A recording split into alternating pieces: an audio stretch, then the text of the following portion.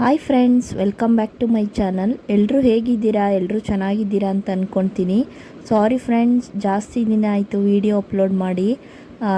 ನಮ್ಮ ಪಾಪುದು ನಾಮಕರಣ ಫಂಕ್ಷನ್ ಇತ್ತು, ಸೊ ಅದ್ರ ಪ್ರಿಪ್ರೇಷನ್ನಲ್ಲಿ ವೀಕ್ಲಿ ವೀಡಿಯೋಸ್ ಅಪ್ಲೋಡ್ ಮಾಡೋಕ್ಕಾಗಿರಲಿಲ್ಲ. ಸೊ ಅದಕ್ಕೆ ಇವತ್ತು ವೀಡಿಯೋಸ್ ಅಪ್ಲೋಡ್ ಮಾಡ್ತಾ ಇದ್ದೀನಿ.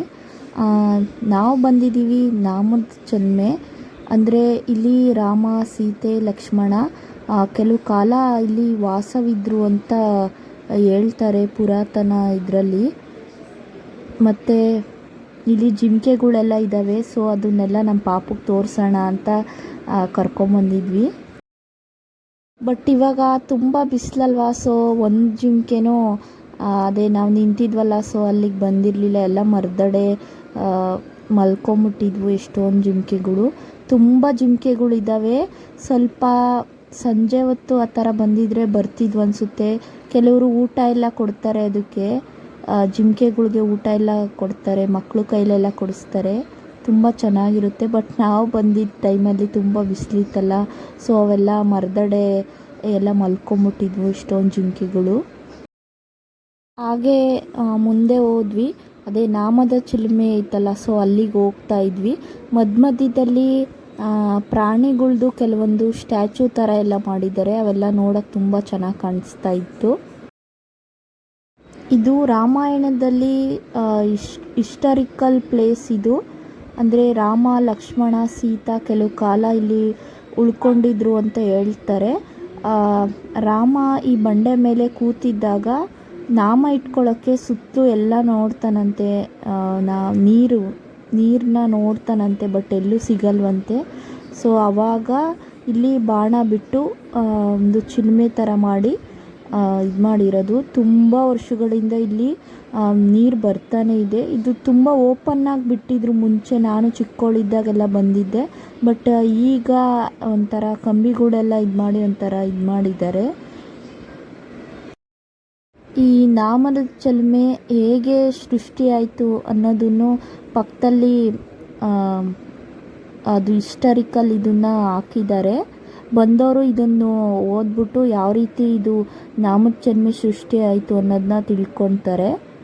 ನನಗೆ ಬೇರೆ ಸ್ವಲ್ಪ ಬಾಯಾರಿಕೆ ಆಗಿಬಿಟ್ಟಿತ್ತು. ಇಲ್ಲಿ ಸ್ವೀಟ್ ನೀರು ಬರುತ್ತೆ ಫ್ರೆಂಡ್ಸ್, ತುಂಬ ತಣ್ಣಗೆ ಬೇರೆ ಈ ಬಿಸಿಲಲ್ಲಿ ಬಂದಿದ್ದಕ್ಕೂ ತಣ್ಣಗಿರೋ ನೀರು ಮತ್ತು ಸ್ವೀಟಾಗಿತ್ತು. ನಾನಂತೂ ಜಾಸ್ತಿನೇ ಕುಡಿತಾ ಇದ್ದೆ. ನಮ್ಮ ಮನೆಯವರು ಸಾಕು ಬಾ ಅಂತ ಎಲ್ಲ ಕರೀತಾ ಇದ್ರು, ಬೇರೆಯವರೆಲ್ಲ ವೆಯ್ಟ್ ಮಾಡ್ತಾ ಇದ್ದಾರೆ ಅಂತ. ತುಂಬ ಇನ್ನೂ ಕುಡಿಯೋಣ ಅಂತ ಅನಿಸುತ್ತೆ, ಅಷ್ಟು ಚೆನ್ನಾಗಿರುತ್ತೆ. ಕೆಲವರೆಲ್ಲ ಬಾಟ್ಲಲ್ಲೆಲ್ಲ ಇಟ್ಕೊಂಡು ಹೋಗ್ತಾಯಿದ್ರು. ಈ ನಾಮದ ಚಿಲುಮೆ ಪಕ್ಕದಲ್ಲೇ ಒಂಥರ ರೂಮ್ ಥರ ಮಾಡಿ ಬರ್ಡ್ಸ್ದೇನೋ ಇದು ಮಾಡಿದ್ದಾರೆ. ಅಂದರೆ ಯಾವ್ಯಾವ ಬರ್ಡ್ಸ್ ಇದ್ದಾವೆ, ಈ ನಾಮದ ಚಿಲುಮೆಲಿ ಯಾವ್ಯಾವ ಬರ್ಡ್ಸ್ ಇದ್ದಾವೆ ಅನ್ನೋದು ಕೆಲವೊಂದು ಲೀಸ್ಟೆಲ್ಲ ಹಾಕಿದ್ರು. ಅದೆಲ್ಲ ಓದ್ಕೊಂಡು ಇಲ್ಲೇ ತಣ್ಣಗಿತ್ತು ಫ್ರೆಂಡ್ಸ್. ಮರ ಎಲ್ಲ ತುಂಬ ಇದ್ದಾವಲ್ಲ ಇಲ್ಲಿ ಕೂತ್ಕೊಂಡಿದ್ರೆ ಒಂಥರ ತಣ್ಣಗೆ ಚೆನ್ನಾಗಿತ್ತು. ನಾವು ನಮ್ಮ ಪಾಪು, ನಮ್ಮ ಯಜಮಾನ್ರು ಎಲ್ಲರೂ ಸ್ವಲ್ಪ ಹೊತ್ತು ಕೂತ್ಕೊಂಡು ಬಂದ್ವಿ. ಇದರಲ್ಲಿ ಪಕ್ಷಿಗಳ್ನ ಸಾಕಿದ್ರೆ ಯಾವ ರೀತಿ ಸಾಕಬೇಕು ಅನ್ನೋದು ಕೆಲವೊಂದು ಟಿಪ್ಸ್ ಏನೋ ಎಲ್ಲ ಹಾಕಿದ್ರು. ಮತ್ತು ಯಾರ್ಯಾರು ಬಂದಿದ್ದಾರೆ ಅನ್ನೋದೆಲ್ಲ ಹಾಕಿದ್ದಾರೆ. ಇದರಲ್ಲಿ ಯಾರ್ಯಾರು ಬಂದು ಹೋಗಿದ್ರು, ಅದೇ ಇಲ್ಲಿ ಸಲೀಂ ಅಲಿ ಅನ್ನೋರು ಬಂದಿದ್ದಾರೆ ಅಂತ ಎಲ್ಲ ಹಾಕಿದ್ದಾರೆ. ಈ ಪ್ಲೇಸು ಒಂಥರ ಪೀಸ್ಫುಲ್ಲಾಗಿ ಚೆನ್ನಾಗಿತ್ತು ಫ್ರೆಂಡ್ಸ್. ನಮ್ಮ ಪಾಪುನು ತುಂಬ ಎಂಜಾಯ್ ಮಾಡ್ತಿದ್ದ ಎಲ್ಲ ನೋಡಿಕೊಂಡು. ಪ್ಲೇಸ್ಗೆ ಮಕ್ಕಳನ್ನ ಕರ್ಕೊಂಬಂದರೆ ತುಂಬ ಚೆನ್ನಾಗಿರುತ್ತೆ. ಯಾರಾದರೂ ನೋಡ್ದಿಲ್ದವ್ರಿದ್ರೆ ನೋಡಿ, ಚೆನ್ನಾಗಿರುತ್ತೆ. ಇದಕ್ಕೆ ಟಿಕೆಟ್ ಎಲ್ಲ ಮಾಡಿದ್ದಾರೆ. ನಾನು ಸ್ಟಾರ್ಟಿಂಗಲ್ಲೇ ಹೇಳಬೇಕು ಅಂದ್ಕೊಂಡೆ, ಮರ್ತೋಯ್ತು. ಹೌದು, ಟಿಕೆಟ್ ಎಲ್ಲ ಮಾಡಿದ್ದಾರೆ. 10 ರುಪೀಸು. ಈಗ ಸ್ವಲ್ಪ ಜಾಸ್ತಿ ಮಾಡಿರ್ಬೋದೇನೋ.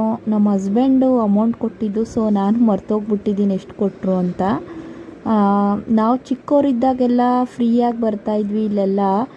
ಯಾಕಂದರೆ ನಮ್ಮ ಅಮ್ಮವ್ರದ್ದು ಇಲ್ಲೇ ಪಕ್ಕದೂರು, ಸೊ ಈ ಕಡೆ ಲೋಕಲ್ ಇರೋರಿಗೆಲ್ಲ ಫ್ರೀಯಾಗಿ ಬಿಡ್ತಾರೆ. ಅಂದರೆ ಫ್ರೆಂಡ್ಸ್ ಇಲ್ಲಿ ಕೋತಿಗಳು ಮಾತ್ರ ತುಂಬ ಇದ್ದಾವೆ. ನಾವು ಭಾಳ ಕೇರ್ಫುಲ್ಲಾಗಿರಬೇಕು. ನನಗಂತೂ ಭಯ ಆಗ್ತಾಯಿತ್ತು, ವಿಡಿಯೋ ಬೇರೆ ಮಾಡ್ತಾಯಿದ್ದೀನಲ್ಲ. ಸೊ ನಮ್ಮ ಮನೆಯವ್ರಿಗೆಲ್ಲ ಹೇಳ್ತಾ ಇದ್ದೆ, ನೋಡ್ಕೊಳ್ಳಿ ನಾನು ವಿಡಿಯೋ ಮಾಡೋ ಗುಂಗಲ್ಲಿ ಮರ್ತ್ಬಿಡ್ತೀನಿ, ಕೋತಿಗಳು ಬಂದರೂ ಗೊತ್ತಾಗಲ್ಲ, ನೋಡ್ತಾ ಇರಿ. ಬ್ಯಾಗ್ ಒಂದು ಸೈಡ್ ಬ್ಯಾಗ್ ಥರದ್ದೊಂದು ತೊಗೊಂಡೋಗಿದ್ದೆ. ಸೊ ಪಾಪುದು ನಿಪ್ಪಲ್ಲು ಅದು ಇದು ಎಲ್ಲ ಇಟ್ಕೊಂಡು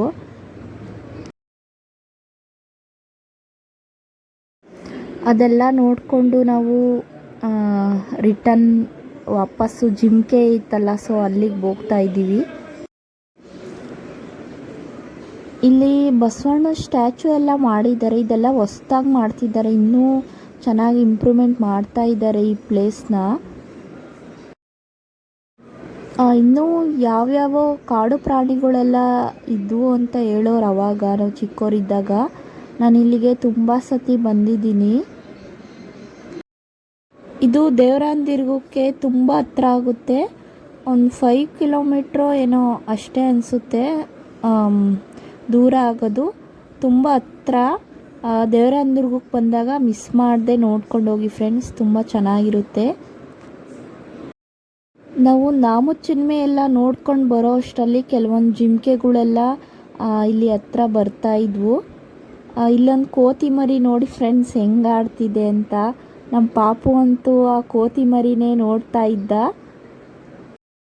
ಅಂದರೆ ಕೆಲವು ಕೋತಿ ಮರಿಗಳೆಲ್ಲ ಅಂದರೆ ಊಟ ಎಲ್ಲ ತಂದಿರ್ತಾರಲ್ಲ ಬೇರೆಯವರೆಲ್ಲ, ಕೆಲವ್ರು ಏನಾದರೂ ತಿನ್ನೋದೆಲ್ಲ, ಸೊ ಅದನ್ನೆಲ್ಲ ಕೊಡ್ತಾಯಿದ್ರೆ ಇಸ್ಕೊಳ್ತಾ ಇದ್ವು ಕೆಲವೊಂದು. ಅದನ್ನು ವೀಡಿಯೋ ಮಾಡೋಣ ಅನ್ನೋ ಅಷ್ಟರಲ್ಲಿ ಅವು ಹೊರಟೋಗ್ಬಿಟ್ವು ಕೋತಿಗಳು. ಎಷ್ಟೊಂದಿದ್ವು.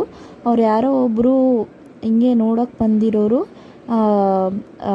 ತಿಂಡಿ ಎಲ್ಲ ತಂದಿದ್ರಲ್ಲ, ಸೊ ಅದನ್ನೆಲ್ಲ ಕೋತಿಗೆಲ್ಲ ಕೊಡ್ತಾಯಿದ್ರು. ಅದು ವೀಡಿಯೋ ಮಾಡೋಣ ಅನ್ನೋ ಅಷ್ಟರಲ್ಲಿ ಅದು ಕೋತಿ ಮರಿ ಹೊರಟೋಗ್ಬಿಡ್ತು. ಥರ ಕ್ಯೂಟಾಗಿ ಅವ್ರು ಕೊಡೋದೆಲ್ಲ ಇಸ್ಕೊಂಡು ಎಷ್ಟು ಚೆನ್ನಾಗಿ ತಿಂತಾಯಿತ್ತು.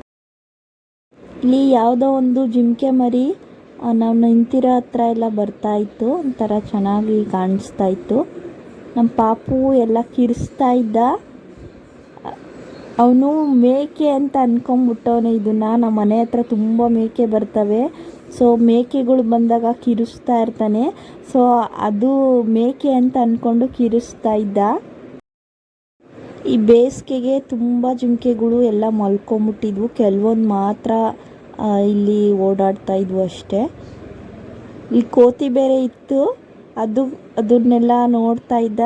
ನಮ್ಮ ಮನೆಯವರು ಕರಿ ಬಾ ಅಂತ ಕರಿ ಅಂತ ಎಲ್ಲ ಹೇಳ್ಕೊಡ್ತಾ ಇದ್ರು, ನೋಡ್ತಾ ಇದ್ದ ಸುಮ್ಮನೆ. ಇದೆಲ್ಲ ನೋಡಿಕೊಂಡು ನಾವು ನೆಕ್ಸ್ಟು ಒಂಥರ ಪಾರ್ಕ್ ಥರ ಇದೆ ಇಲ್ಲೇ ಪಕ್ಕದಲ್ಲಿ, ಸೊ ಅಲ್ಲಿಗೆ ಹೋಗೋಣ.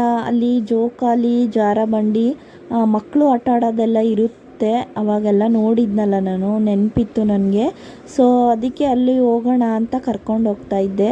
ಬಟ್ ಅದೇಂಕೋ ಏನೋ ಗೊತ್ತಿಲ್ಲ, ಸೊ ಅದನ್ನು ಕ್ಲೋಸ್ ಮಾಡಿಬಿಟ್ಟಿದ್ದಾರೆ. ಅಲ್ಲಿ ಬೋರ್ಡು ಸಹ ಹಾಕಿದ್ದಾರೆ, ಅಂದರೆ ಪೇಂಟಲ್ಲಿ ಬರೆದಿದ್ದಾರೆ, ತಾತ್ಕಾಲಿಕವಾಗಿ ನಿಷೇಧಿಸಲಾಗಿದೆ ಅಂತ ಏನೋ ಬರೆದಿದ್ರು. ಸೊ ಅದನ್ನು ನೋಡಿಕೊಂಡು ನಾವು ವಾಪಸ್ಸು ಮನೆಗೆ ಬಂದ್ವಿ. ನೋಡಿದ್ರಲ್ಲ ಫ್ರೆಂಡ್ಸ್ ನಾಮಚಿನ್ಮೆ ಹೇಗಿತ್ತು ಅಂತ. ಈ ವಿಡಿಯೋ ಇಷ್ಟ ಆದರೆ ಲೈಕ್ ಮಾಡಿ, ಶೇರ್ ಮಾಡಿ, ಹಾಗೆ ನನ್ನ ಚಾನಲ್ಗೆ ಸಬ್ಸ್ಕ್ರೈಬ್ ಮಾಡ್ಕೊಳ್ಳಿ. ನೆಕ್ಸ್ಟ್ ವಿಡಿಯೋದಲ್ಲಿ ಸಿಗ್ತೀನಿ. ಬಾಯ್ ಬಾಯ್ ಫ್ರೆಂಡ್ಸ್.